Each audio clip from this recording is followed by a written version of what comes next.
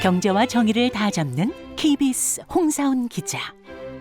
경제 정보를 이렇게 재미있게 알려드리는 프로그램은 홍사훈의 경제쇼 플러스뿐입니다. 네, 안녕하십니까. 홍사훈의 경제쇼 플러스, 저는 경제와 정의를 다 잡는 홍반장 KBS 기자 홍사훈입니다. 윤석열 정부의 대대적인 이 부동산 규제 완화책 1.3 대책이 나온 지 이제 한 달이 지났습니다. 급격한 하락세는 둔화하고 있다, 이런 기사들 언론에서 많이 나오고 있는데 실제 부동산 시장 상황과 분위기 어떤지 오늘 좀 자세히 알아보겠습니다. 선대인 연구소의 선대인 소장 나오셨습니다. 안녕하세요. 네, 안녕하세요. 반갑습니다. 예, 그리고 부동산에 관심 많은 경제쇼 플러스의 공식 질문 요정 네. 오윤혜 씨도 나오셨습니다. 네, 욕망녀 오윤혜 나왔습니다. 욕망녀. 부동산에 관심 아주 많거든요. 이제 드디어 살 때가 왔는가? 오늘 이런 거 다 물어봅니다. 네, 뭐요? 좀 계셔. 아, 꿈깨시요 벌써요. 돈이 없군요. 네, 생각해 보니까. 네. 자, 선 그리고 소장님. 욕망이 그때그때 너무 자주 바뀌던데. 아, 네. 깨트고 계시네 이분이. 네. 야, 오늘 초반부터 만만치 않습니다. 그렇습니다. 분위기가. 긴장하겠습니다. 선 소장님, 먼저 네. 제가 이거 먼저 좀 물어볼게요. 둔촌, 네. 둔촌부터 좀, 이 둔촌이 네. 사실 우리 그 부동산 시장이 앞으로 어떻게 될지를 그 가늠하는 바로미터라고 하잖아요. 네. 일단 여기가 실제 계약률이 얼마나 됐는지 시공사하고 조합이 지금 발표하지 않기로 했잖아요. 네. 네. 의무사항 아니라고 해요. 의무사항은 아닌 거 맞는 것 같아요. 의무사항이었는데 어. 규제지역이 풀리면서 이제 어. 의무사항이 아니게 된 거죠. 어쨌든 네. 음. 계약률을 왜 발표를 안 하는 겁니까? 계약률 네. 많이 됐으면 발표했을 것 같은데. 뭐 시공사하고 이제 조합 입장에서 보자면 예. 이제 이 계약이 제대로 진행이 안 된 걸로 보이고요. 예. 그러면 이 어쨌거나 이제 미분양이 많이 난다고 하면 기본적으로 조합 부담이 나중에 이제 늘어나야 되고 예. 또 시공사 입장에서도 사업에서 손해 날 수도 있는 거잖아요. 예. 그러니까 이제 계약률을 최대한 올려야 되는데 계약률이 낮다. 예. 그러면은 이제 추가로 모집을 해야 되는데 예. 추가 모집이 잘 안 될 수 있겠죠. 그러니까 계약률이 낮으면은 계약률이 그러니까 예상했던 것보다 지금 한 70%는 됐을 거라고 생각했는데 만약 그거보다 네. 실제가 낮으면은 추가로 들어갈 사람들이 안 들어갈 거라 이거죠. 그렇죠. 저 같아도 안 들어갈 것 같긴 해요. 네, 코로나 시기에도 사실 많은 사람들이 우리가 이제 되게 합리적인 소비를 하는 것처럼 보이지만 예.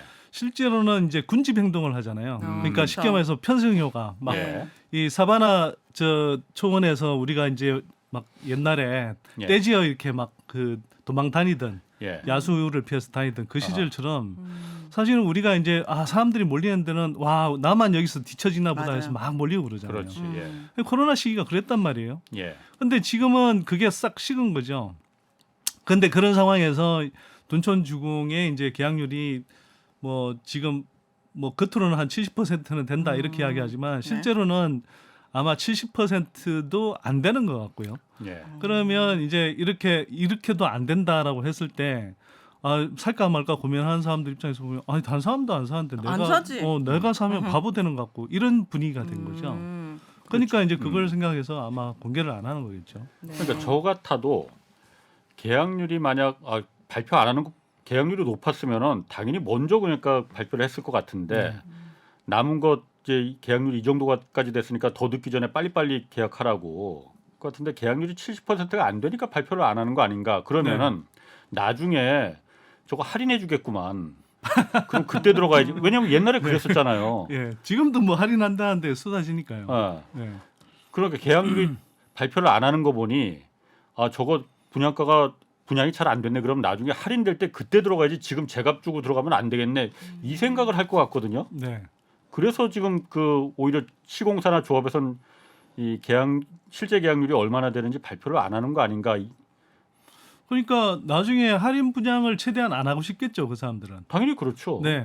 그러니까 어쨌거나 이 계약률을 올려야 되는데 예. 지금 저조한 계약률을 공개했다가는 사람들이 야 저렇게 계약률이 저조해? 그러면 그리고 사실은 나중에 이제 이 뭐 이런 잠재적 매수자 입장에서는 예. 또는 잠재적인 어떤 계약자 입장에서 보면 뭐 지금도 여전히 실수요뿐만 아니라 사실은 나중에 좀 비싸게 팔 수 있나 차익을 노리는 그런 투자자들도 있잖아요.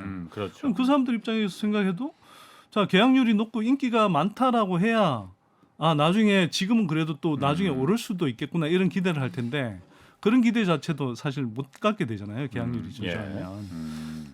그러니까 이제 시공사나 조합 입장에서 보면 이거 공개하기가 되게 힘든 상황이겠죠. 힘든다기보다 안 하겠죠.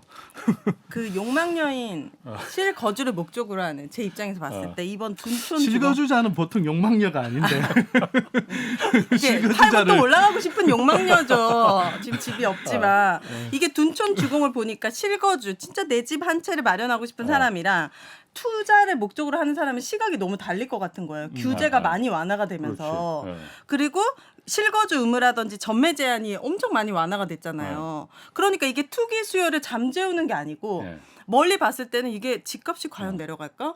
왜냐하면 우린 코로나 사태를 통해서 어쨌든 막 역전세 났던 것도 갑자기 가격이 올라가는 걸 봤기 때문에 돈 있는 사람들은 사고 싶을 거예요. 그러려나? 투기 수요를 잠재울 수 있는가? 저는 이게 계속 네. 의문이거든요. 일단 손 소장님 의견은 어떻습니까? 너무 욕망에 불타올라서 지금 그렇게 생각하시는 것 같은데요. 네. 이게 이제 욕망만 불타. 네. 돈이 없는데 욕망만. 코로나 때하고 지금 상황이 워낙 다르죠. 그러니까. 코로나 때 이제 사실 욕망이 있다 하더라도 우리 보통 이제 뭐 투자는 심리다, 뭐 부동산은 심리다 이런 이야기를 많이 해서 정말 사람들이 그냥 욕망이 있고 사고 싶은 마음이 있으면 다 살 수 있다고 생각하는데 예.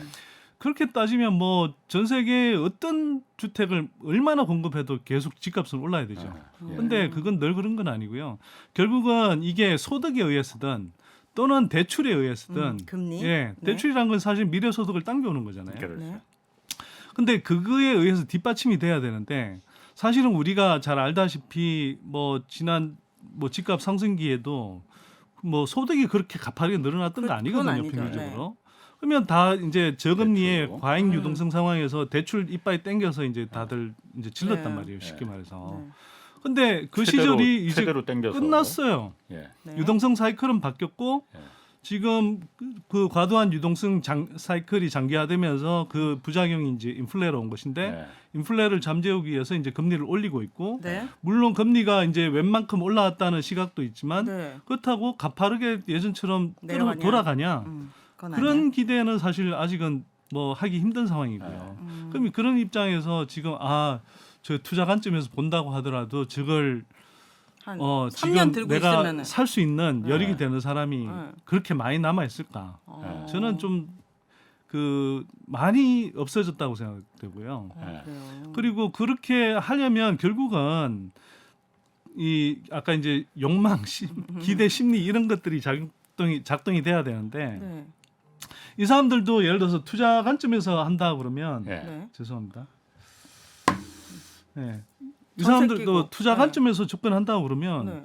이게 몇 년 후에 오를 거라는 어떤 확신. 기대가 네. 예, 좀 강하게 작동이 돼야 되는데 네. 지금은 그 정도 기대를 가질 수는 없는 상황이죠. 그래요. 그러면 내가 예를 들어서 뭐 한 10억 뭐 15억을 들고 이런데 예를 들어서 청약을 한다고 치면 이게 나중에 예를 들어서 뭐 한 20억으로 오를 수 있다라고 하면 괜찮겠네 이렇게 생각할 수도 있지만 네. 10억을 투자했는데 예를 들어서 경우에 따라서는 더 빠질 수도 있고 또 오른다 해도 뭐 조금 오르고 만다. 그럼 기회비용 측면에서 이게 정말 좋은 건가? 뭐 이런 생각을 해보게 되지 않겠어요? 근데 그 기회비용의 어떤 잣대는 기본적으로는 금리가 예를 들어서 지금 대출하려고 그러면 막 6, 7% 금리로 빌려야 돼. 그럼 6, 7%만큼 연간 수익률이 나야 되잖아요. 그게 쉽겠느냐 하는 거죠. 그렇죠. 예. 아니, 제가 이 둔촌이 사실 매우 관심사였었잖아요. 사실 거기를 실제 무주택자가 실거주를 목적으로 해서 들어가는 거는 그 이해가 되는데 네. 예를 들어서 이번에 정부가 저는 규제를 이해가 안 돼요. 무주택자가 왜 그게 비싸게 그렇게 아니 거기 잘 지어놨으니까 새 그러니까. 아파트고 당군일에 서울 최대 분양하면서 엄청 이웃했거든요. 아니, 잠깐만요. 네. 제 정부가 어쨌든 둔촌 그 계약 마감을 앞두고 규제를 싹 다 풀었잖아요. 네. 그러니까 사실 둔촌을 위한 그 규제 해제라고 말할 정도로 네. 집이 있는 사람들 1주택자도 거기 들어가. 청약할 수 있게끔 다 네. 풀어줬던 거잖아요. 네. 그런 사람들은 예를 들어 그건 사실 두 군데서 1년에 6개월은 여기서 살고 1년에 6개월은 둔촌에서 살 건 아니니까 네. 투자 목적으로 저게 돈이 될 거다라고 해서 살 사람들을 이제 그나마 그 사람들이 좀 여유가 있으니 부동산 시장을 살리기 위해서 좀 너무 급하게 떨어진 걸 막기 위해서 당신들이 좀 이거 사줘라라는 취지였을 것 같은데 제가 만약 부자 주택을 또 하나 사야 될 입장이라면은 저게 돈이 될까? 뭐 먼 훗날 뭐 5년 10년 뒤에는 뭐 혹시 몰라도 당장 이거 뭐 2, 3년까지 계속 떨어질 수도 있을 것 같은데 네. 돈이 될까? 저걸 투자를 집을 지금 사는 게 맞을까? 이 생각이 들 것 같거든요. 네. 그러니까 분양률이 계약률이 이 발표를 못 하는 거 아닌가? 그 생각이 네. 좀 들더라고요. 네. 맞는 말씀이고요. 네. 네. 이 정말 계약률이 높다고 하면 안 밝힐 이유가 없죠. 아니, 그래서 사실은 정부- 마케팅 측면에서도 네. 계약률이 높다고 하면 그러지 더 이렇게 너도나도 계약률이 높으니까 조바심을 예를 들면 뭐 최소 예를 들어서 90% 정도 됐어. 네. 야 우리 이제 10%밖에 안 남았어. 빨리 계약해. 빨리 계약해 관심 있는 사람들 네. 이럴 텐데 그게 지금 한참 안 되니까 그런 거거든요. 그러니까 지금 정부에서는 어쨌든 그 부동산의 경착륙을 막기 위해서 둔촌에 지금 모든 공력을 지금 쏟아붓고 규제를 이제 다 이제 더 이상 쓸 카드가 뭐가 남아 있느냐 이 정도까지 이제 풀어버린 네. 것 같은데 네. 사실 지금 둔촌도 그런데 미분양이 지금 심각하잖아요. 굉장히 급하게 급속히 지금 늘어나고 12월 말까지 미분양이 네. 6만 8천 채로 늘어났다는 네. 거예요. 한 달 만에 만 채가 지금 늘어났다는 거거든요. 네. 정부가 위기 그 경고 수준으로 보는 게 6만 채 수준인데 네. 지금 한 만 채가 8천 채가 더 늘어난 거잖아요. 국토부 장관은 그런데 원희룡 장관이 네. 이게 미분양 지금 늘어난다고 해서 이게 다 그 어떤 주택 시장의 위기로 볼 수는 없다. 네. 진짜 위기는 그러니까 악성 미분양, 네. 준공을 다 끝난 다음에도 이제 분양이 안 되는 거 이게 지금 문제인데 그거는 네. 그렇게 절대량이 많지는 않. 그것도 늘어나긴 늘어나고 있어요. 그렇지만은 네. 많지는 않은 거 아니냐. 네. 그래서 지금 이게 뭐 주택 시장의 위기다 이렇게 볼 수는 없다라고 말하는데 그건 좀 어떻게 보십니까, 소장님? 일단 뭐 원희룡 장관의 이야기가 일정하게 일리는 있다고 봐요. 예. 네. 그러니까 이제 사실 건설업체들이 되게 뭐 재정적으로 힘들어질 수 있는 게 악성 미분양이고 예. 사실 지난 주택 시장 하락 사이클을 보더라도 사실은 미분양은 미분양으로 일단 돼 있지만 그걸 건설업체들이 또 그때 이제 뭐 소화를 해가면서 예. 이게 정리를 해가는 과정이 사실 있기도 했었거든요. 예. 그러니까 미분양은 지금 당장 나고 있지만 네. 그게 사실 뭐 기간이 오래되지 않았기 때문에 이게 이제 건설업체들의 이제 당장에 막 이 재정난으로 바로 이어진다 이렇게 이제 단정하기는 힘들고요. 예. 그리고 건설업체가 힘든 것 자체가 사실 뭐 주택 시장이 힘든다 하고는 저는 이 동의어가 돼서는 안 된다고 생각하거든요. 예. 예, 사실 뭐 제 관점에서 주택 시장의 위기는 지금이 아니라 오히려 코로나 시기 2020년, 2021년이었다고 저는 생각하고요. 왜냐하면 그때가 정말 아니 웬만한 사람들이 소득으로 집을 살 수가 없는 네. 그래서 빚을 정말 최대 한도로 땡겨서 사지 않으면 그래서 영끌족이라는 표현까지 나온 거 아닙니까? 네. 그때가 정말 위기였던 것 같고요. 음. 사실 그 위기가 잉태한 그냥 여파인 거죠 지금. 예. 그러니까 워낙 집값은 올려버렸고 음. 근데 그걸 집값이 소득을 기반으로 한 게 아니라 정말 과도한 대출을 일으키도록 만들었고 예. 그 정부나 정치권들이 그걸 제대로 제어하지 못했고 그렇게 해서 많은 특히 뭐 20, 30대 분들까지 포함해서 굉장히 많은 사람들이 그렇게 무리하게 빚을 내서 집을 샀단 말이죠.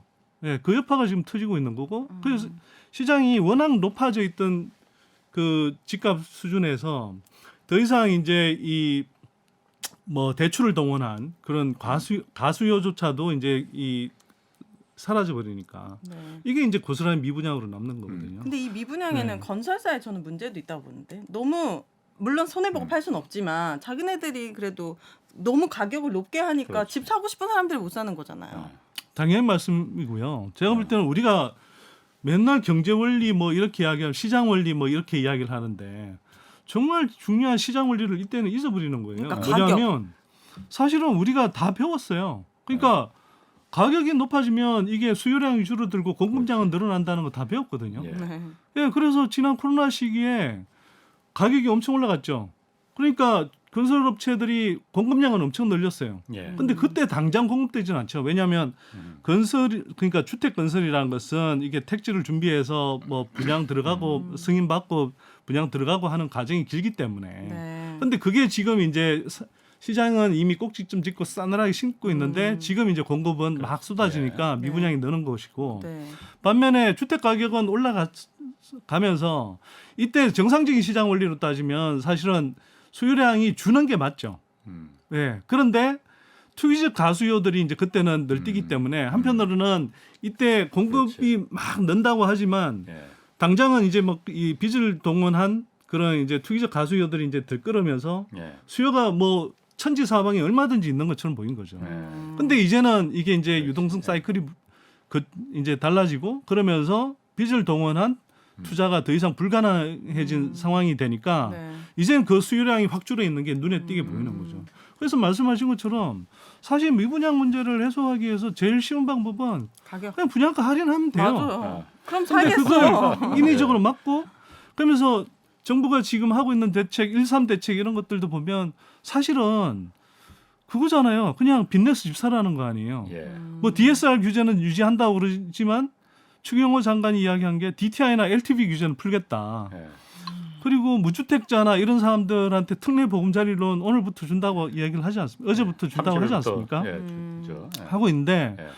아니 특례 보금자리론 그 대상자들은 소득이 더 없는 사람들이에요. 네. 소득도 안 따지고 지금 저 빌려주겠다 하는 거거든요. 예. 그럼 소득 없는 사람들한테 예, 상대적으로 금리 좀 낮춰줄 테니 이거 빚내서 집 사라는 거 아니에요. 그러니까요. 가격을 이게 낮춰야지. 예, 그러면 정부가 하는 건설사. 게 뭐냐는 거죠. 예. 이게 가격이 사실 너무 높아서 조정을 받고 있는 건데 이 조정을 최대한 방해하겠다는 거잖아요. 그러면서 빚내서 예, 소득 없는 사람들부터 빚내서 집 사라. 그럼 이 사람들은 뭐죠? 제가 볼 때는 그냥 정부는 그냥 이렇게 집값 떨어지는 것을 최대한 저지하고 받쳐주고 예. 그게 이득 본 사람들은 기존에 집을 많이 갖고 있는 사람들 또는 건설업체들이고 예. 네. 예 그러면 여기서 결국은 수요로 동원되는 사람들은 예 소득이 절대적으로 상대적으로 부족한 사람들이고 네. 이게 정말 정책적으로 바람직한가 한번 생각해봐야 되는 거죠. 근데 근본적으로 예. 정부가 어쨌든 그런 그 욕을 먹으면 가면서까지도 빚내서 집 사라 시즌 2라고 할 정도로 네. 욕을 얻어 먹으면서까지 네. 이걸 하는 게 이유는 부동산이 너무 급하게 추락하면은 다 네. 망가진다. 네. 이거 그래서 욕 먹더라도 이거는 받쳐줘야 된다. 천천히 떨어지도록 이 논리잖아요. 네. 근데 근본적으로 그걸 한번 좀 물어볼게요. 집값이 워낙 급하게 올라갔잖아요. 네. 급하게 떨어지면 안 되는 겁니까? 급하게 떨어질 수 있죠. 그건 그리고 굳이 뭐 말릴 수도 없어요. 어찌 보면 사실 지금 급하게 떨어지다가 뭐 대출 규제 완화책 내놓고 1.3 대책 내놓고 하면서 약간 뭐 둔화되는 조짐이 보이지만 예.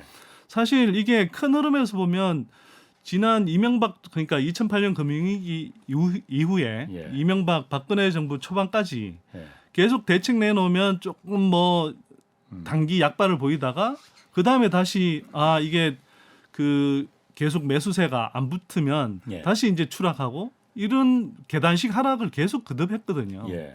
저도 그 과정으로 지금 또 보여요, 똑같이. 음. 근데 이게 한편으로는 예를 들어서 내려가는 속도를 중간에 잠깐 막는 것처럼 보일지 모르겠지만 길게 보면 사실 주택 시장의 근전한 조정을 정상적인 조정을 방해해서 사실 주택 시장 침체가 더 오래 가도록 만드는 효과가 있거든요. 그럼 예를 들어서 3년에 그냥 끝날 조정을 이걸 5년, 6년에 걸쳐서 떨어지게 만든단 예. 말이에요. 예. 그래서 사실 지난 주택 시장 하락기가 그랬던 거거든요. 예. 그래서 우리가 이런 생각을 해봐야 되고 그러면 이러다가 급락하고 폭락하면 뭐 금융 시스템 위기로 번지는 거 아니야? 예. 물론 그런 건 최대한 막아야 되겠죠. 근데 어쨌거나 지금 그 우리가 지난 주택 가격 상승기 때도 보면 우리가 흔히 말하는 금융 시스템 위기로 가려면 우리가 이제 보통 시중은행이라고 하는 제1금융권 여기가 사실 안 무너지면 돼요. 근데 네네. 근데 시중은행. 제1금융권은 사실 LTV 기준이라든 DTI 기준 이런 것들로 보더라도 사실은 굉장히 버프가 많이 있거든요. 즉 네. 집값이 많이 하락하더라도 이게 당장 부실로 이어지지 않을 은행이 무너지진 않는다 거죠. 네, 그런 이제 버프들이 굉장히 크게 있기 때문에 지금 수준에서 이걸 막 집값이 이 정도 추락해서 이거 더 떨어지면 안 돼. 이런 식으로 정부가 나설 일이 아니라는 거죠. 세계 어느 나라 지금 예를 들어서 우리가 뭐 미국을 자본주의 뭐 시장 경제의 어떤 표준 모델처럼 따라하는 경향도 있는데 그리고 흔히 말하는 뭐 여러 언론에서 미국의 뭐 이게 규제 완화책을 봐라 뭐 등등 이렇게 이야기하는데 그렇지 않죠. 거꾸로 이야기하면 부동산 시장에서 미국처럼 이렇게 원리 원칙대로 그냥 네, 하는 망하게 데가 다음 어딨나요? 벌써 2008년에. 아니 우리는 지금 정부가 미분양 물량을 매입을 해주잖아요. 예. 세금으로. 미국에서 미분양 물량 매입해주는 정책이 어떻게 나와요? 그러니까. 그걸 사실은 예. 뭐 예를 들면 시장 원리 막 강조한다고 우리가 언필칭 이야기하는 뭐 지금 여당이 오히려 막 그러고 있는데 네. 그런 드라이브를 오히려 거는 쪽인데 보면 미국에서는 공화당 의원들이 더 반대를 해요 그런 걸. 왜 불필요하게 시장에 개입하느냐는 거죠.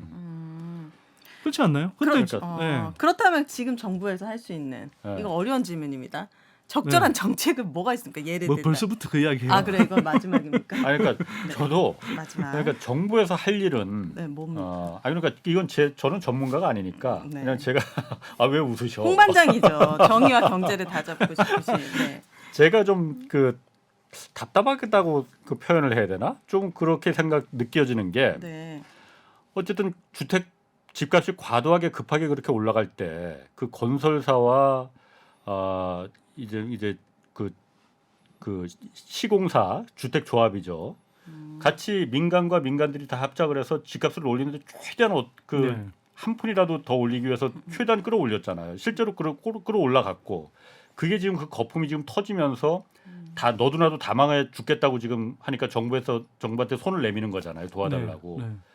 올라갈 때 그 피해를 나머지 사회가 전체가 다 나눠서 피해를 봤으면은 네. 내려갈 때 그 피해도 네. 당연히 누군가는 봐야 됩니다. 왜 다시 그 피해를 갖다가 사회 전체한테 또 다시 전가를 시키느냐? 그러니까 올라갈 문제죠. 때 피해를 사회한테 나머지 일반 국민들한테 다 전가를 시키고 내려간다고 해서 그 피해를 또 다시 왜 그 주체들한테 전가를 시키지 않고 나머지 국민들한테 왜 전가를 또 시키느냐라는 게 좀 제가 그런데 그게 네. 사실은 먹히는 게 네. 언론들도 다 말하잖아요. 저도 그렇게 말했었습니다. 부동산이 무너지면 한국 경제가 다 무너진다. 건설사만 무너지는 게 아니고 거기 지금 돈 된 그 증권사들, 캐피탈들, PF로다가 잔뜩 들어가 있는데 얘네들 다 망할 거 아니냐. 욕망이 과했으면은 그 욕망에 대한 욕망이라고 하니까 또 욕망이 네. 우리 또 윤혜 씨가 나오지만 욕망에 대한 책임도 네. 당연히 져야 되는 거 아닌가. 그게 원칙이고 정부가 그 부분을 잘 통제를 해서 절차 있는 왜 홍다가 그 중국에서 망할 때도 아직 망하진 않았지만 뭐 절차 있는 파산이라고 하잖아요. 네.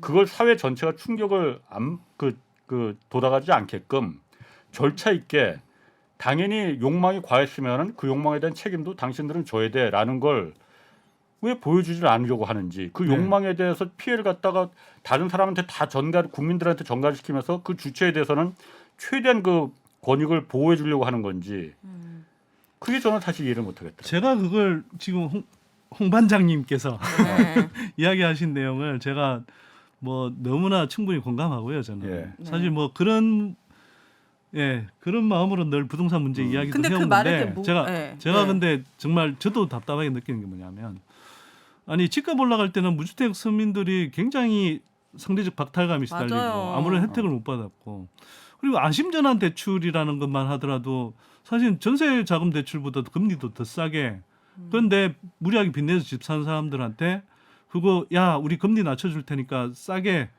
전환해 이런 정책이었단 말이에요. 그렇지. 그래서 사실은 우리는 무리하게 과욕을 부린 사람이 예를 들어서 그 집값이 올라간다고 해서 그 이익을 한 번도 한수한 적도 없지만 그렇죠. 그거 그렇다고 한번더 큰일 나지. 난리 뭐 나지. 이혼이라고 그러고 뭐 그럴 거 예. 아니에요. 떨어지면은 근데 그런 것들을 간접적으로 지금 미분양 매입해주고 그렇지. 예를 들어서 아직 집 안 산 뭐 무주택자라고 하면서 그 사람들은 실수요자 취급해가면서 예. 아니 소득이 없는 사람이 어떻게 실수요자가 돼요? 아무리 금리가 낮다 하더라도 네. 그런 사람들 동원해서 집값 떠받쳐주고 그리고 안심전환 대출로 이렇게 금리 싸게 대출해주고 사실은 떠받쳐주는 대책을 계속 하는 거거든요. 예. 그러니까 사실 이건 경제적인 정의에 굉장히 어긋나는 정책들을 그냥 그러니까 이게 부동산이 안 무너지게 하는 게 한국 전체 사회의 공공선의야 이런 식으로 몰고 가는 거거든요. 예. 근데 꼭 그렇지 않습니다. 우리가 그렇게 해서 지금 수십 년 동안 계속 집값을 높여온 결과 한국에 굉장히 많은 자원들이 부동산으로 빨려 들어갔고 그렇죠. 그렇게 해서 부동산에는 돈이 몰렸는데 우리가 생산 경제에 돈이 안 들어서 계속 저성장 국면으로 가고 있잖아요. 예. 그다음에 집값 너무 높으니까 우리 젊은 친구들 계속 결혼 미루고 있고 애 안 낳고 네. 이게 한국 경제를 위해서 얼마어마한 지금 부작용이 발생한 거거든요. 일본이 90년대 네. 그래서 망한 거거든요. 아니 그렇죠. 그게 너무 과도해서 망한 네. 건데 이렇게 계속 수십 년 동안 오면서 사실 우리가 어마어마한 지금 어떤 부작용, 폐해 이런 것들이 누적돼 있는 겁니다. 그게 그리고 단적으로 보이는 게 출생률이 떨어지는 거 한번 보세요. 이게. 네. 근데 이게 그래서 우리가 그렇게 해서 한 번도 무리하게 투기한 사람들, 예, 이런 사람들한테 페널티를 제대로 줘본 적이 없고 그런 걸 경험한 적이 없단 말이에요. 그러니까 사람들이 지금도 조금만 집값 떨어지면 이제가 집 살 시기다. 예, 그리고 정부가 떠받쳐 준다. 이런 게 거의 학습화돼 있는 것 같거든요. 예. 근데 이게 사실은 이거 믿으시면 안 됩니다. 정부가 받쳐준다는 그 생각을. 그건 좀 이따 기회 되면 말씀드릴 거고. 네. 지금 뭐 얘기해 주시죠. 한계가 그러면. 있습니까? 네. 받치는 것도? 아니요. 그러니까 이게 아까도 제가 말씀드렸는데 이명박 박근혜 정부 때도 예. 한 28번 뭐 거의 30번 이상의 이 이른바 부영책 기조의 대책을 내놨거든요. 예. 네. 그런데도 2009년 또는 더 멀리 가면 2008년 또는 서울 강남을 기준으로 하면 2006년 말 2007년 초 예. 이때부터 2013년 2014년까지 계속 하락세 내지 약세를 보였거든요. 예. 효과가 없다는 겁니까? 아니 단기적인 약발은 있을 수가 있죠. 네. 근데 이게 집값이 너무 비정상적으로 높아진 것. 네. 예, 이게 이제 한번 무너지면서 오는 그 주택 시장 하락에 예. 예, 그 무게를 감당하지 못한다는 거죠. 어. 근데 이번에는 생각을 해보면 일부에서 이제 이런 이야기를 하더라고요. 1.3 대책 나오고 나서 또 뭐 일부 언론에서 자 이제 뭐 거래가 조금씩 늘어나고 바닥 찍었다고. 예, 바닥 찍었다는 이야기도 나오고 뭐 기사들은 이런다. 그렇게 많이 나옵니다. 예, 근데 이런 기사가 지난 주택시장 하락 사이클에서도 뭐 아마 찾아보시면 수백 번, 수천 번 나왔습니다. 그리고 매년 언론들이 특히 경제지들 같은 데서 한 이야기가 연초에 뭐 부동산 전문가라고 하는 사람들 불러놓고 저는 뭐 제가 볼 땐 이해관계자들이 다수라고 생각하지만 그 사람들이 나와서 맨날 전망하는 것은 맨날 상저하고라고 그래요. 그러니까 상반기 지금 이제 빠지지만은 예, 그 사람들을 이제 자담할 때는 예. 연초에는 이제 계속 집값이 가라앉아 있는 게 눈에 딱 보이니까 예. 그때부터 오른다는 못 하겠고 예. 하반기 되면 이런 이유로 오를 거다. 예. 그걸 몇 년 동안 계속 했거든요. 예. 근데 몇 년 동안 계속 떨어졌죠. 그 당시에 네. 이명박 박근혜 네. 정부 때 집값 떨어질 때 계속 그렇게 했다고요. 네. 그렇게 하면서 결국은 뭐 서울 강남 지역의 뭐 주요 아파트들 시세가 예. 뭐 40% 이상 그렇게 하락했잖아요. 그렇지. 예. 6, 7년간에. 그럼 그럼 지금도 떨어질 만큼 떨어져야 다시 오르겠네요. 예, 그러니까 이게 지금 우리가 2014년에 바닥권 가격을 생각하면 서울이나 수도권 아파트 가격이 뭐 적어도 실제 거래 가격은 더 많이 떨어졌는데 어쨌거나 지수상으로 보면 겨우 고점 대비해서 이제 한 10% 떨어진 수준이란 말이에요. 네. 지난 한 해 동안 줄창 떨어진 게 국민은행 가격 지수로 한 뭐 7, 8% 떨어진 거니까. 근데 이게 사실은 뭐 거의 한 2점 몇 배 올랐다가 지금 10% 떨어진 거잖아요. 굳이 예. 이야기하면. 네. 그러면 여기서 얼마나 더 떨어져야 될까? 제가 볼 때는 고점 가격에서 서울은 한 4, 50% 이상 빠져야 되거든요. 예. 정상적인 가격으로 간다 네, 그러면. 맞아요. 그만큼 빠진지는 모르겠으나 사실 우리가 소득 수준이라든지 물가 수준에 비해서 부담 없는 가격으로 가려면 그 정도 빠져야 되는 건데 그러면 여전히 최소 3, 40%는 더 떨어져야 되는 게 정상이겠죠. 근데 요 말씀도 덧붙이고 싶은 게 예. 많은 분들이 이런 이야기를 하세요. 외환위기 때 봐라. 외환위기 때 그때 경제 충격 왔지만 그 1년 만에 경제 살아나고 그러면서 집값이 그때부터 해서 얼마나 올랐냐. 2006년 말 정도까지 예. 99년부터 해서. 그리고 또 뭐 이런 이야기도 하더라고요. 2008년 하반기 6개월 동안 서울 아파트 실거래가가 6개월 만에 25% 떨어졌거든요. 네. 그런데 그 이후 2009년 1월부터 10월까지 대략 25% 떨어진 걸 거의 대부분 만회했습니다. 예, 그러니까 자 봐라 외환위기 버틸만 하네. 때도 네. 바닥 치고 그때 어렵다 했지만 그때 그냥 용기 내서 욕망을 네, 갖고 샀다. 욕망을 가지고 욕망을 부린 사람들은 네. 돈 벌지 않았냐. 뭐가 다릅니까? 그런 그때랑? 이야기 하는데요. 첫 번째, 이거 제가 사실은 영상으로 그래프 보여드리면 좋은데 우리가 이제 1986년부터 주택 가격 지수가 집계된 이래로 네. 사이클을 보면 80년대 후반부터 해서 91년 초에 정점을 찍고 네. 이게 한 96년 정도까지 계속 조정을 받아요. 네. 그래서 사실 거의 조정을 다 받아서 바닥을 치고 오를 구간이었는데 외환위기 충격이 와서 바닥 밑에 지하 1층까지 꺼져버린 거죠. 아, 더 떨어진 거군요. 네, 그래서 그때는 그냥 워낙 주택 가격이 싼 수준까지 떨어졌기 때문에 이제는 그냥 경제 흐름만 정상적으로 갔다 그러면 이때는 그냥 상승 할 수밖에 사이클이 없네. 될 수밖에 없는 상황이었어요. 네. 그래서 그때 외환위기 직후하고 지금하고 완전히 다르다. 두 번째, 2009년하고는 어떻게 다르냐 하면 2009년은 2008년 6개월 하반기 6개월 동안 떨어졌지만 2009년 들어와서 10개월 동안 또 올랐단 말이에요. 자, 그래서 야 그때 사줬으면 됐잖아. 근데 정말 이게 그냥 뭐 투기꾼이 아니고 정말 실소유자라 그러면 그치, 10개월 그걸 사- 사서 10개월 만에 파나요? 그게 힘들죠.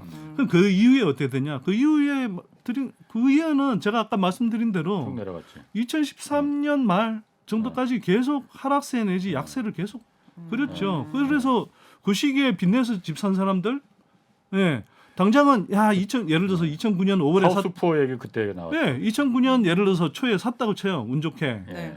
그래서 한 10월 달까지는 막 올랐어. 그래서 그때 뭐 모르겠습니다. 팔 수 있었으면 모르겠지만 그 대부분은 그냥 갖고 있었을 거 아니에요. 예. 그때부터 줄창 떨어져서 2009년 초 무렵에 싸게 샀던 가격보다도 그 이하로 더 많이 내려갔죠. 그걸 깨달으셔야 되고 그래서 네. 근데 그때하고 지금 다른 게 뭐냐면 예. 결정적으로 다른 거는 예. 2008년 금융위기가 왔을 때는 전 세계적인 금융 충격이 왔고 예. 그래서 이제 지금 굉장히 많은 문제를 일으킨 제로 금리와 무제한 양적 완화가 그때 동시에 구사됐잖아요. 그러면서 사실 2009년에 이제 집값이 반등한 영향이 컸거든요. 예. 네. 그런데 지금은 유동성 사이클이 완전히 정반대로 바뀌어서 네. 이게 지금 연준 금리가 4.5%까지 와 있는데 이게 여기서 올해 상반기 중에 한두 번은 뭐 조금이라도 더 올릴 가능성이 높은 거고 상반기 중에 뭐 이미 금리 인하로 가지 않겠느냐는 그런 낙관적 시각이 월가에서 조금씩 나오지만 네. 제가 볼 때 상반기에 금리 인하로 돌아설 가능성은 저는 매우 낮다고 생각하고요. 그렇지. 설사 하반기만 몰라도 돌아선다 상반기야. 하더라도 그 낙폭이 굉장히 미미할 거라고요. 근데 여기서 가파르게 떨어지냐? 아니거든요. 네. 이게 그 미국의 인플레를 보면 지금 미국의 그 소비자 물가 지수의 한 30% 이상을 차지하는 게 그 주거비인데요. 주거비는 사실은 미국에서 대표적으로 후행해서 반영되는 물가 지표거든요. 예, 그거 빨리 안 떨어진다고요. 왜냐하면 주택시장, 미국 주택시장이 이렇게 꺾였어도 사실 한동안은 적어도 올해 상반기까지는 이게 그 주택시장의 주택 가격이 오르던 거, 그 수준을 반영하고 있거든요. 그리고 뭐 지금 어쨌거나 노동시장 같은 경우도 상당히 타이트해서 여전히 예. 뭐 미국은 네. 그 대체로 이제 좀 여전히 타이트한 편이거든요. 예. 그러면 결국 서비스 물가에 이제 거의 기반이 되는 게 임금 수준이라고 봐야 되는데 이게 빨리 조정이 안 되죠. 예. 지금 사실은 금리가 사실 그 뭐 대출 뭐 규제 완화하고 뭐 이런다 하더라도 금리를 이길 그 부동산 정책은 없는 거잖아요. 제가 볼 사실 때 그런데 그렇습니다. 예. 금리가 지금 그 뭐 이제 마무리 뭐 금리 인상 사이클은 이제 다 끝났다. 뭐 더 많이 올라갈 것 같지는 않아요. 그러니까 여기서 끝내거나 아니면 아주 베이비 스텝이라고 조금씩 올리거나 뭐 그 정도로 이제 끝낼 것 같은데 그렇다 하더라도 그때부터 부동산은 그때부터가 이제 위기가 시작된다고 하잖아요. 그러니까 그때부터 6개월, 1년 뒤. 왜냐하면 그때까지는 금리를 갖다가 이자 돈을 버틸 만큼 막 버텨. 이것저것 다 땡겨서. 네. 그러다가 결국은 못 버텨서 경매로 나오는 게 금리가 정점에 오르고 그다음에 6개월부터 이제 경매가 나오기 시작한다고 하더라고요. 그래서 그러니까, 그때부터 예. 집값이 본격적으로 아, 내려가는 떨어진다. 시기다. 맞습니다. 예. 아. 왜냐하면 아까 하우스포 이야기도 하셨는데 지난 주택시장 하락 사이클을 봐도 그 하우스폰 문제가 사실 절정에 달했던 건 2011년, 예. 12년 이 무렵이었거든요. 예. 그러니까 사실은 그 집값이 하락한다 또는 뭐 2008년 금융위기 오고 나서도 몇 년 후에 사실은 그 문제들이 불거지기 그렇지. 시작했고요. 2010년부터 불거지기 시작해서 2011년 정도 가서 예, 그때 피크를 찍었거든요. 예. 그러면 아직 사실 시작도 안 했다고요. 그렇지. 지금. 예. 예, 그러니까 이걸 지금은 섣불리- 버티는 거지. 네, 그러니까 이게 아까도 제가 말씀드렸지만 2008년 금융위기 이후에는 금리가 워낙 쌌어요. 예. 근데 이제는 지금 한국 기준 금리가 3.5% 이렇게 돼 있다 하더라도 예. 지금 시중에서 빌릴 수 있는 금리는 실제로는 기본적으로 6%대 이상일 거거든요. 예, 대부분. 예. 네. 그리고 이게 크게 뭐 하락할 가능성도 낮아요. 그렇죠. 그럼 기본적으로 5%대 이상의 금리를 가지고 대출을 한다라고 생각해야 되는데 네. 좋게 보더라도 그 금리 수준을 기존에 예를 들어서 2% 3% 금리에 빌린 사람들이 그 이자 부담이 2배가 돼 있는데 최소 2배가 돼 있는데 그걸 감당할 수 있느냐? 그리고 새로 사려고 하는 사람들이 코로나 때 이미 살 사람들 굉장히 많이 샀을 텐데 예. 그 여전히 한 5%대 금리를 가지고 그렇게 집을 사줄 사람이 많이 있겠느냐? 예, 낮게 잡아도 그렇죠. 5%대인데 그렇죠. 네. 그러면 결국은 아까 말씀하신 대로 기존에 무리하게 빚을 내서 있던 사람들이 버티다 안 돼서 경매로. 나중에는 이제 나오시죠. 이 집을 계속 금매로 내놓게 돼 있다는 거죠. 금매까지 못 버티다가 더 이상 못 버티면 이제 경매로 경매로. 이제 그렇죠. 손목을 경매로 네. 넘어가는 거. 그게 네. 이제 앞으로 6개월 뒤, 1년 뒤 네. 그때부터가 이제 곧 시작이죠, 진짜, 이제 시작이죠. 집값이 빠지는 네. 시점에서 지금은 사실 어떻게든 버티거든요. 내가 네. 이걸 어떻게 해서 산 집인데 이자 돈 버티죠. 이거 좀 부담되더라도 먹는 거 줄이고 외식 줄이고 네. 해서라도 쓰는 거 줄여서 네. 뭐 그리 윤혜 씨 나 좀 돈 좀 조금만 꿔줘 해서 이제 빌리고. 버티긴 버티는데 그것도 한계가 있으니까 6개월 뒤가 앞으로는 이제 본격적으로 봐야 된다 이 얘기를 많이들 하더라고요. 네. 그럼 세계 경제가 어쨌든 집을 산 사람이든 아니면 앞으로 집을 살 사람이든 금리가 그래도 지금보다는 2%대로 낮아지기를 기다리고 싶은데 네. 인플레가 좀 가라앉고 네. 금리가 내려올 시기는 한 몇 년으로 보십니까 대략? 저는 그거는- 미래를 아무도 그거는- 예측할 수 없습니다. 그거는 손 소장님보다 제가 더 잘할 것 아, 같아. 아니 뭐 예측이 말씀해보세요. 가능하다면 아니 저는 금리 그렇게 쉽게 못 내려옵니다. 왜냐하면 물가가 과거에 우리 한 번 경험이 있잖아요. 1980년대 말 90년대 초에 그때 오일 쇼크 막 중동에서 막 전쟁 터지면서 70년대, 아, 80년대 초. 그렇죠, 네. 그렇죠. 70년대, 80년대 네. 초 그때 물가가 막 그 폭등했었잖아요. 그때는 막 그 미국에서는 금리를 뭐 하룻밤 만에 막 4%씩 올리고 막 그랬었어요. 네. 그래서 잠깐 그러다가 물가 오르니까 금리를 왕창 올려갖고서는 잡았어요? 약간 잡히는 느낌이 네. 보였어. 네. 그러니까 아 이거 잡히나고서 금리를 다시 살짝 내렸거든요. 네. 그때부터 물가가 진짜 막 튀어버린 거야. 아. 그 경험을 지금 미국에서는 다 갖고 하고 있거든. 있기 그 때문에. 트라우마를. 네. 네. 그리고 실제로 지금도 그렇게 될 가능성이 없지 않고 네. 왜냐하면은 중국이 사실 제가 이게 경제쇼 하다 보니까는 이게 많은 게 많아졌습니다. 단답형으로 했으면 참 좋았을 텐데 몇 년 이렇게 아니요. 얘기할 수는 없는 거예요. 아니야, 지식을 아니야. 자랑하고 이게 싶으신 거예요? 중국이 정말 제가 봐도 앞으로 변수일 것 같아요. 왜냐하면 중국이 여태까지는 전 세계에서 유일하게 네. 금리를 안 올린 나라잖아요. 긴축을 진작에 했기 때문에 지금은 오히려 중국은 경기를 부양시키고 이제 돈을 막 풀고 있잖아. 네. 이러다 보니까 중국이 지금 코로나에서 지금 빠져나와서 리오프닝이라고 하잖아요. 공장들이 돌기 시작했거든. 석유 많이 씁니다. 네. 굴이 많이 씁니다. 먹는 것도 많이 곡물도 많이 수입해요. 네. 전 세계 수요를 그렇게 되면 공장이 많이 돌아가면 물건도 많이 네. 생산돼.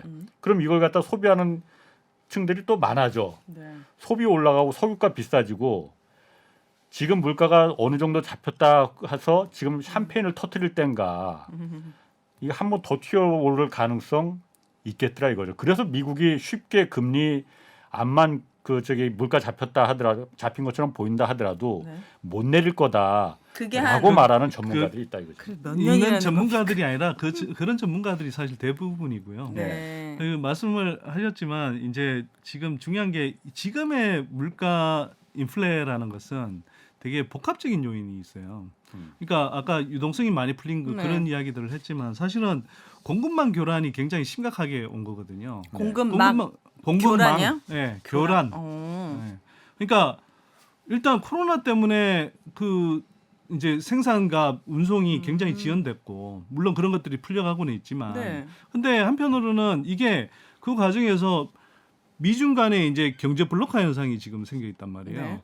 그러다 보니까 이 사실은 미중 간의 이런 경제 블록화 현상이 안 생기고 이 공급망이 이 통합돼 있다 그러면 훨씬 싸게 조달할 수 있는 물가들이 상대적으로 비싸게 조달이 되는 거죠. 네. 그리고 지금 뭐 러시아 우크라이나 전쟁 계속되고 있고 이런 여파들이 사실은 굉장히 과거와 다른 어떤 불확실성 속에 있는 거고요. 네. 그래서 연준에서도 지금 자꾸 이야기하는 게 우리가 쉽게 예측하지 못한다라고 하는 이야기가 아니 예전에 우리가 코로나 팬데믹을 겪어본 적이 있었죠. 예전에 인플레 상황에서 네. 코로나 팬데믹도 없었고 뭐 지역에 어떤 분쟁도 없었다 그때는. 근데 지금은 있지 않냐. 네. 이런 이야기를 하는 거거든요. 네. 예, 그래서 아까 이제 2%라고 하는 건 사실 기준금리를 기준으로 하면 물가 상승을 자극하지 않는 중립금리 수준 뭐 이걸 이야기할지 모르겠는데 네. 그 기준으로 가는데도 오래 걸리고요. 네. 그 설사 예를 들어서 2%제 기준 아마 중립금리가 2%를 넘었을 가능성이 높습니다. 아마 제가 볼 때 한 2.5에서 3% 정도인데 네. 그 정도 수준에서 멈춘다 하더라도 미 연준의 경우에 네. 그러면 거기에서 형성되는 시중 금리는 얼마나 되겠냐 하는 거죠. 더 올라간다. 예를 들어서 연준금리 3%에 한국 기준금리 2%로 내려갔다 치더라도 시중금리가 얼마나 될 것 같으세요? 3%. 3%가 안 되죠. 4, 5%는 되죠. 네. 대출금리 같은 경우는. 부담스럽네요. 뭐 지금 밖에서 네. PD가 저보고 뭐 아는 것도 별로 없으면서 뭐 그렇게 말이 많냐고 그래갖고 분량 어차피 다 편집된다고. 여러분 깜짝 놀라셨죠, 이 멘트가. 편집이 많이 됐습니다. 네. 선소장님 네. 네. 전세도 지금 중요해요. 전세도 지금 굉장히 급하게 떨어지고 있잖아요. 네. 네. 일단 제가 이 전세값과 집값 이 두 개가 서로 그 같은 방향으로 가잖아요. 네. 어떤 게 더 먼저 가는지 그러니까 떨어질 때는 전세값이 먼저 떨어지는 겁니까? 아니 집값이 떨어지는 거냐? 그리고 다시 올라갈 때는 네. 둘 중에 어떤 게 먼저 올라가는지 네. 그 시기별로 좀 다릅니다. 그래요? 네, 네. 그러니까 과거의 어떤 그 전세가와 매매가의 이제 흐름을 보면 예. 이제 예를 들면 과도하게 집값이 오른 상태에서는 사실 이제 전세가가 먼저 빠지는 경향이 있어요. 예. 예. 전세가가 이제 빠지면서 그 예. 집값이 이제 이 떨어지는 역할을 하고요. 그리고 지금은 이제 계속 떨어지잖아요. 예. 그러면 전세가가 예를 들어서 뭐 지난 주택 시장 하락 사이클이면 2012년 이 무렵 지나가면 매매가는 계속 하락세인데 전세가는 상승세로 돌아서는 흐름이 나타납니다. 왜 그거는 그렇지? 여러 가지 복합적인 요인이 있는데 예. 뭐 정부에서는 예를 들어서 이게 뭐 이제 사람들이 예. 자꾸 이제 집값이 뛴다는 그게 기대감이 없으니까 자꾸 전세로 머물러 있으려는 수요가 너무 강해서 그렇다 이렇게 이야기하는데 예. 뭐 그것도 일부의 이유일 수 있지만 한편으로는 사람들이 안전한 전세가 없는 거예요. 그 단계에 가면 안전한 전세라는 건 뭐냐면 뭐예요? 예를 들어서 빚을 많이 내서 집을 샀잖아요. 예. 그 사람들이 근데 다주택 갭 투기를 많이 했기 때문에 이 사람들 그 집값이 올라가 있을 때는 이게 그런 집에 사람들이 겁도 없이 다 들어갔죠. 네. 또 정부에서 어쨌거나 전세 보증 대출이란 보증보험이란 걸 들어줬으니까. 네. 예, 그래서 겁도 없이 들어갔는데 이게 집값이 계속 오른다고 생각할 때는 그런데 이게 이제는 떨어진다는. 집값이 계속 떨어져요. 그래서 나중에는 이게 지금 이제 집값이 많이 오를 때는 전세가와 저 차이가 많이 집값의 나죠. 갭이 많이 벌어지거든요. 네. 저 예. 버프가 벌어지는데 이게 나중에 전세가 떨어졌다가 근데 매매가가 떨어지는 폭은 더 커요. 나중에 하면. 예. 그러면 전세가는 어느 정도 안정되는 시기에 들어가는데 집값은 계속 떨어져. 그러면 이게 갭이 줄어들잖아요. 예. 네. 그러면 사람들이 이제 겁을 내죠. 왜? 자, 땡일까봐. 그렇죠. 못 전세 받을 보증금 못 받을까 봐. 네. 예를 들어서 내가 전세 뭐 한 5억짜리 어. 집에 매매가에 4억짜리 전세를 드는데 예. 이게 예를 들어서 조금만 더 빠지면 나 예, 넘어가고. 못 받네 이렇게 될 텐데 문제는 집주인들이 다 선순위로 대출을 얻어놨잖아요. 그렇죠. 그러면 10억짜리 제가 예를 다시 들면 10억짜리 집에 예, 대출 5억 받아놓고 거기에 전세 4억 들어가 있는 사람이 1억만 더 떨어지면 그렇지. 굉장히 불안한 상황이 되는 예. 거예요. 그래서 이런 집은 이제 피하게 되는 거죠.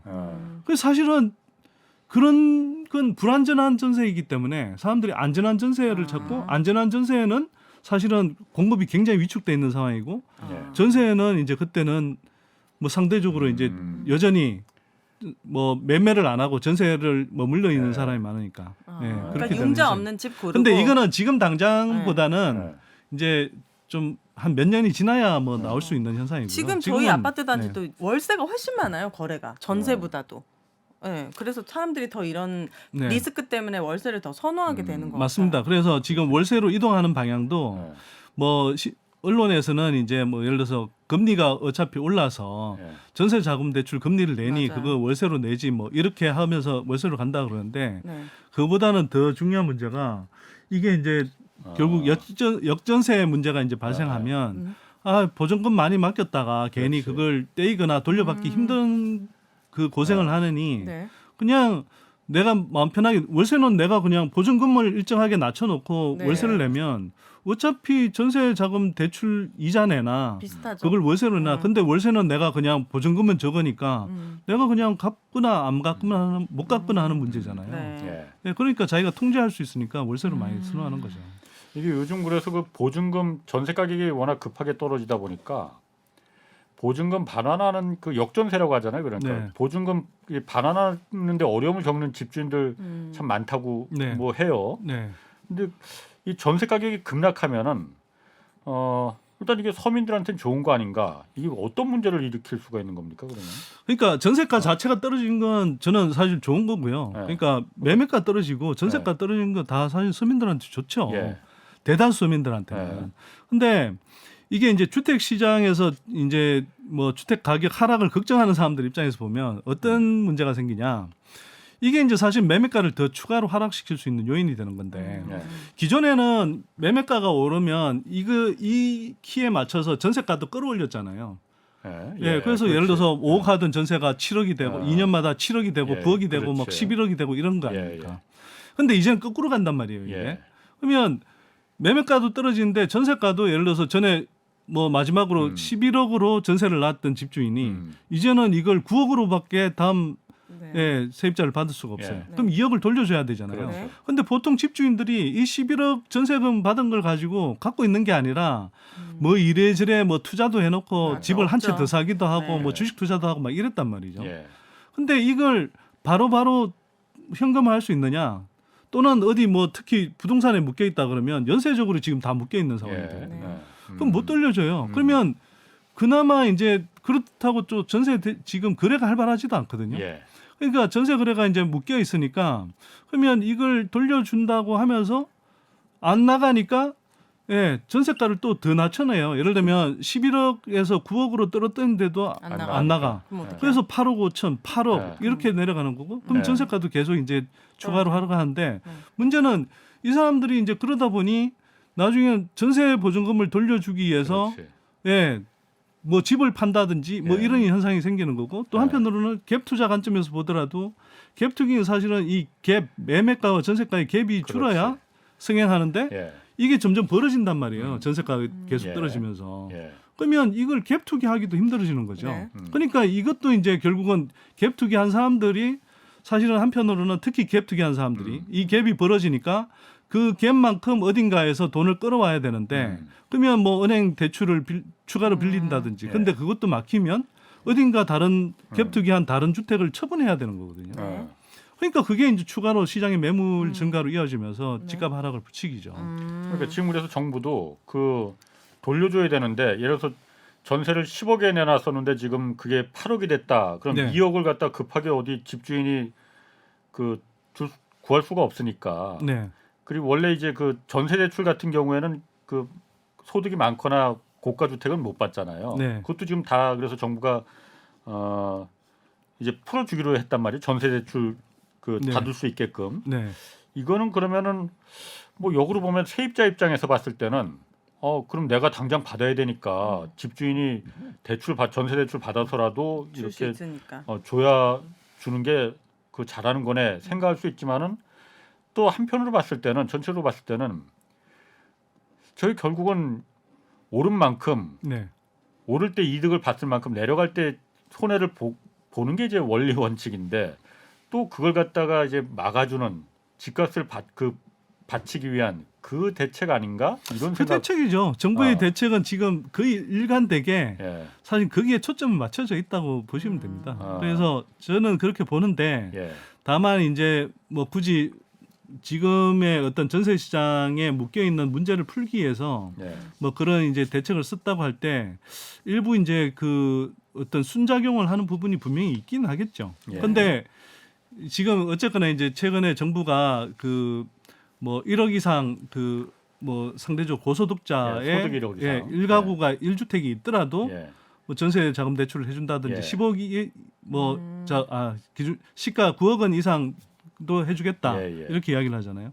그러면 만약 그게 정말 정부가 이제 구체적인 아직 뭐 디테일한 어떤 정책 나오진 내용이 않았지만, 안 나와서 예. 제가 뭐 논평하기는 힘들지만 예. 정말 그냥 전세 거래상에서 발생하는 이 일시적인 현상을 풀기 위한 거라면 그러면 전세 자금을 반환해 주기 위한 그 목적에 명확하게 부합하도록 이제 이 대출 과정에 조사를 해야 되고요. 예. 그다음에 거기에 필요한 자금만큼만 예. 해주면 되는 거거든요. 근데 그게 아니라 그걸 명분으로 해서 막 한도 없이 해주면 안 된다. 그 어떤 그리고 그런 식으로 편법적으로 그냥 전세 자금 대출을 이용해서 또 예. 추가로 뭐 이 지금 예를 들어서 제가 볼 땐 판단을 잘못하는 사람들이 막 과욕을 부리는 데 자금을 끌어쓰게 한다면 예. 그거는 문제죠. 근데 정부가 이제 기존의 정책 과정 기조를 보면 예. 그런 명분으로 해서 결국은 또 집 살 수 있는 추가로 살 수 있는 수요를 만들기 위한 것 아닌가라는 의구심이 사실 들죠.